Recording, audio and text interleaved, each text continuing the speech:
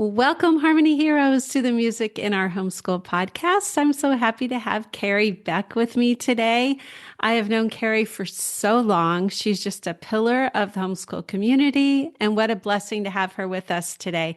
She's going to be talking about raising leaders, not followers, and how music education can help you with that. If you are a homeschooler looking for ways to easily and affordably include a quality music education in your homeschool, you've come to the right place. This is the Music in Our Homeschool podcast. I'm Gena Mayo, homeschooling mom of 8 and music teacher for over 30 years. So let's turn it over to Kerry. Can you start out by telling us a little bit about yourself? Sure, Gina. Thank you so much for having me. And raising leaders, not followers, is sort of what we're known for. But let me go back just a little bit. We were homeschool. We homeschooled for 10 years. It wasn't our first choice. We said we would never homeschool. I was a public school teacher for 6 years and then put those kids in a really nice Christian school. And I mean, personally, I thought homeschoolers were too lazy to get out of bed and get their kids to school. That is me. Then we've come full circle. God just made it to where we had to homeschool and fell in love with it, and just the relationships and the bonding and everything that's gone on in our family. And that homeschooling is academics, but it's so much more. And when I was homeschooling, we homeschooled for 10 years. And the first 5 years, I did some Charlotte Mason, some classical. And then my friend Andrew Pudewa gave me a book called A Thomas Jefferson Education and said, Kerry, you need to sell this at your store. And I said, okay. So I read it, and it was all about raising your kids to be leaders and to have freedom in your homeschool. And yet, I start sharing this with moms, but they wanted it from a Christian perspective. And I'm thinking, you can still get, I don't say this to them, but you can still get information from this. And so I began using it in my homeschool, sort of figuring it all out myself. And in the process, developed sort of a system that we now teach homeschool moms about how they can actually raise their kids to be leaders and to have some purpose to what you're doing. Homeschooling is more than academics. To me, it's relationships are so much more important, and we want to prepare our kids for life. So that's sort of in a nutshell, like where we came from. We've had our business since 2002 or three. I can't remember it. It has evolved over the years, but anyway, that is where we are.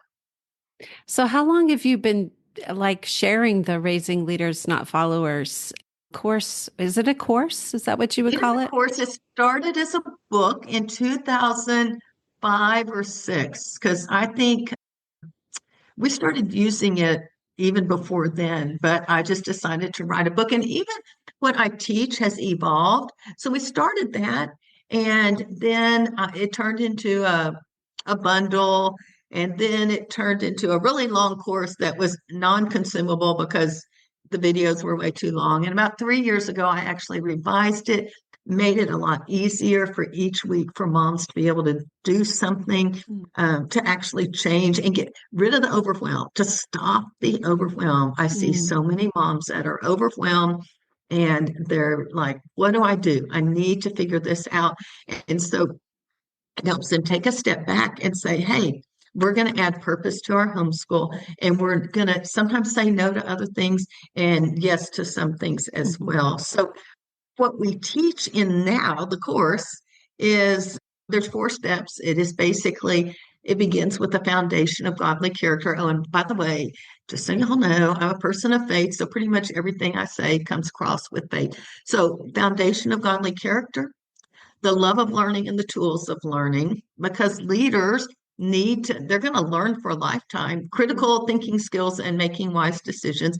And in both of those areas, music and art fit in very well as well. There's probably other ways, but that's where I really see it the most. And then start with moms, actually moms too, because moms sometimes need to start themselves. It's homeschooling is more than just giving them a book and you walking off and then getting on your phone and scrolling. And I not that moms do that, but we really need to start with moms and sometimes reset what we think education is. That sounds wonderful. So what are some things that you did with music and art education with your kids? Well, one of the things we did was it wasn't, well, okay, let me just back up. Okay. My kids took piano lessons and I took piano lessons. Some of my kids took piano lessons and they had a great teacher. She was like a grandma and they had a great experience. And I mean, she just made it a fun time for them. I remember she would have a Christmas party every year at her house. And if a kid wanted to sit down and play their song, they could, but they didn't have to. There was no pressure. It was just a very relaxed environment. But more than likely, they're all going to eventually sit down because they see other kids sit down and it's not always perfect.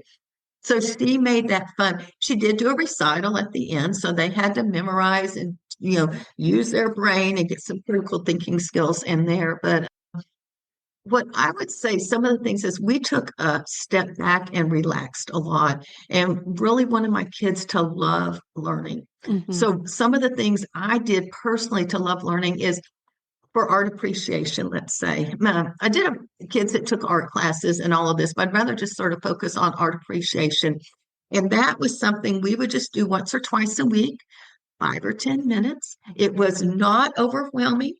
I found these really cool books that are out of print, so you have to get them at the library or used bookstore. It is Ernest Rubber, and it's Art for Children, and I've they are never just seen those so before.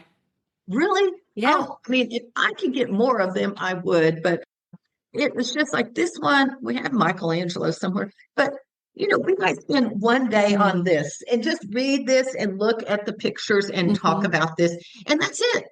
And then we would go to the next page the next day. Here we go. And talk about that. We might sidetrack, but more than likely, no, I just sort of did this. And so this was part of, I call it family time. A lot of people call it morning time, morning basket, whatever. Hmm. This was one of the things that we would alternate in doing all of that.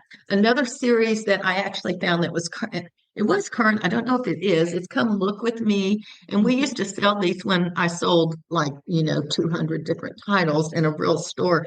But Come Look With Me, what I like about this is very simple. Like, here is the painting, here is the paragraph.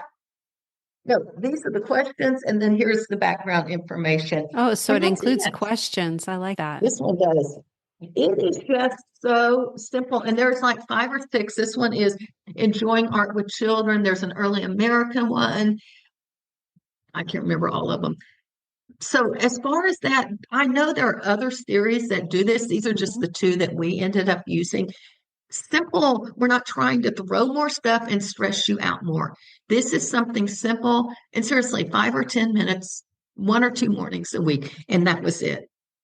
The other thing we did is I exposed my kids, obviously, to good art, but we would go to the art museum. I live about an Mm. hour and a half from Houston, and we would go down there to different ones. Now, this is back in the good old days where you didn't have streaming things. You actually had to pay for the little cassette. It was a cassette tape. Put the headphones on and walk around and listen to them. And there was one time that we went down there and the kids knew we were going to the museum and we pull in the parking lot. And I didn't say, I had 3 kids, they're all adult kids, 2 girls that are married with kids. And then Hunter's our baby who is engaged. And Oh, anyway, are getting married congratulations. later. Yeah, this year. But I was probably about 6 or 7. And we pull into that parking lot. And he says, "Oh no, this museum." He was like, he thought we were going to the health museum where you could walk through the mouth and see the lungs breathing and get on the bike and do all this stuff. Oh, that's cool too. It is cool, but I was like, okay, Hunter, listen. I know this isn't your favorite thing.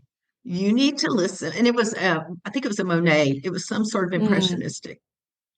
I love art anyway, but so we get in there. I'm like, you need to listen to 3 audios. I don't care which one of the paintings in here, you listen to 3. And then you can go across the hall and there's an entire Star Wars exhibit. Okay. So it's not like I forced my kids to do it, but I kept exposing them little by little to Hmm. great art, to fine art. Now, he was 6. If you fast forward 10 years, we were in London. We were hosting a conference, and we told the kids, if y'all will come and help us for the weekend, We'll stay for a week and sightsee. And there was one day that I really wanted to go to the National Gallery of Art, and the only person in my family that would go with me was Hunter. And I share that story to say that was 10 years. Mhm. I wasn't like banging him. I was not forcing him to go. We need to give our kids time to Yeah. grow into a love of learning. And they may not like this when they're kids, but he grew into that. And I think over time, seriously, it was just the two of us wandering around this whole museum as well. So that's sort of the art aspect of love of learning. The other thing we did with music appreciation, I don't even know where these are. Again, we were cassette tapes. It's called Classical Kids. And at the time, there were like five composers, and it would tell a story about a fictional character and the actual real composer, and would play the music along with it. So when we would, every morning, we'd eat breakfast, they'd go get ready, they'd practice the piano, and usually they were finished before I was. So they would go in and put the cassette in and listen to the music. I really didn't talk to them about it. We just listened to it a lot. We listened to it in the car. And then sometime we were listening to Vivaldi, and I also had some tapes as far as Vivaldi that were not classical kids, no story, just Mhm. straight Vivaldi music. And I popped it in, and they all were like, "That's Vivaldi." Now, did I teach them? This is Vivaldi. You Mhm. got to take a test on this. No, they just had heard it so much that they recognized Mhm. where that music had come from. So those are just simple ways that you can include art and music to encourage a love of learning. I love that. So, love of learning, you said that's the second step, right? What were the Yes. four steps again? Well, character, haven't quite figured that out. Moms, I would say, moms, if you're going to do it, you've got to get into this somehow. You've got to sort of think about it as far as like, you do not want to stand next to me at church and listen to me sing, but I will sing my heart out. Mhm. I sing off key on a regular basis. So that's not my gift. I think I've told Gina, but I can provide music. I can go find other means of doing it. I can Mhm. find books, and I actually can do art myself. But you don't have to do it all. Just see that art and music is Right. important and rethink about what you think is important. Again, yeah, reading, writing, and arithmetic are important. But mom, if you want them to appreciate, like I saw that 10-year change over Hunter, Mhm. a lot of it is because I appreciate it. Again, I Right. didn't lecture him on it. I modeled that for him as well. So character, we've got love of learning, start with mom, but those are sort of out of order. The other one is critical thinking. Okay. And I sort of thought about critical thinking, and I know there's a lot of stuff out there as far as brain development with music and all, but I did make a few notes so that I would remember some of this because I think when you're working, let's say with music, you're using different parts of your brain than some of just your typical academics. And from what I've learned just in research, using music, listening to music, even young kids listening, it Mhm. can help them to solve puzzles. They say there's studies to take piano for 6 months. Now, again, I didn't do the research, but I've been told that you can improve your puzzle ability by as much as 30%. Wow. And so I do think it is helping your brain think critically and creatively. And then you go even further when you're looking at a piece, and let's say my kids were learning how to play a piece for their recital, they Mhm. had to have some decision making. How are they going to perform this? They need to analyze and sort of interpret that piece of music. Obviously, they had a piano teacher that would help them with all of that. But as you grow in your ability to perform music, you would grow in analysis and interpretation of music, grow in decision making. And these are all skills that our kids need as adults. Mhm. They need to be analyzed, what's going on, to interpret correctly, to make wise decisions, to be able to go off into real life.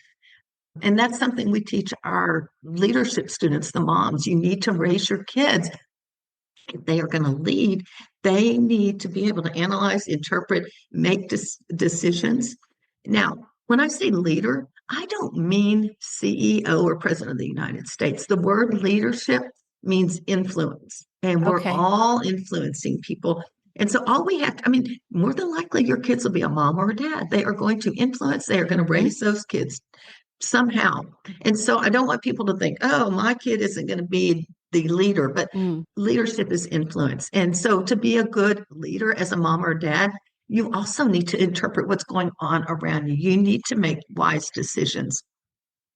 Music is a way you can begin to build some of those Yeah, skills as well. definitely. I am getting excited about this course. Another thing in leadership education, discussion is really big in those teenage years. We Mhm. teach read, write, discuss. But I think discussion can also be important in music as well, and it can apply. We probably lean a lot towards classical books and interpreting those and what do we think about them. But with music, you can play a piece, and maybe not with little kids, but maybe some. These are just a few questions you might ask to build up a discussion about a piece of music. Why do you think the composer wrote this piece?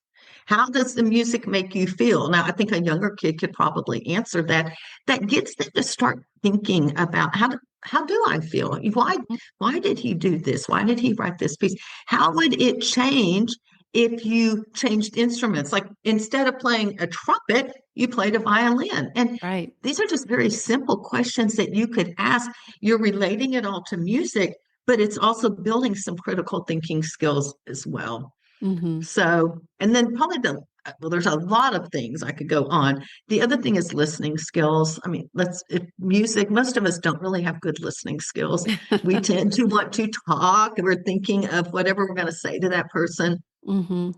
With music, you can really start to build some good listening skills with your kids. And I think this is really important. And I think a good communicator actually listens and isn't just forming their answer before they've actually listened to whatever someone's saying. Music allows you to build up those listening skills as well. So good. I love this. Well, as we're wrapping up today, is there anything else you'd like to share with us? All I can say is music and art seems supplemental, but I think it is still vital. It may not take Hmm. 3 hours of every single day. It may, but look at your kids and look at them individually and see where they lean. If they're really into an instrument, let them pursue that interest. That will help with a love of learning. If they're really into art, I had a daughter who loved art, and so she took watercolor classes and Mm. they took pottery and all sorts of things. Allow them to pursue some interests like that. And they're going to learn. It's not necessarily book learning, but they are going to be learning as well. And I think all of these are things that can encourage the love of learning, the critical thinking, and decision making, which for us and what I teach is part of that leadership education. And if you'll allow me, we do have, I don't know exactly when this is going to publish. Pretty soon. We've got We've got a summit coming up. It's called Life Skills Leadership Summit. We have a free pass. Gina can give you a link to wherever Hmm. it is. But I would love for you to join us. A few things that are going on. We have a leadership track. So one day is all on love of learning. Another day is critical thinking. Another day Okay. is moms and parenting. So you can, and character, it's got all of it. I was just leaning more towards music and art here. And then we have a life skills. So communication or building relationships or hands-on at home. We have things with baking. Doesn't that sound like fun?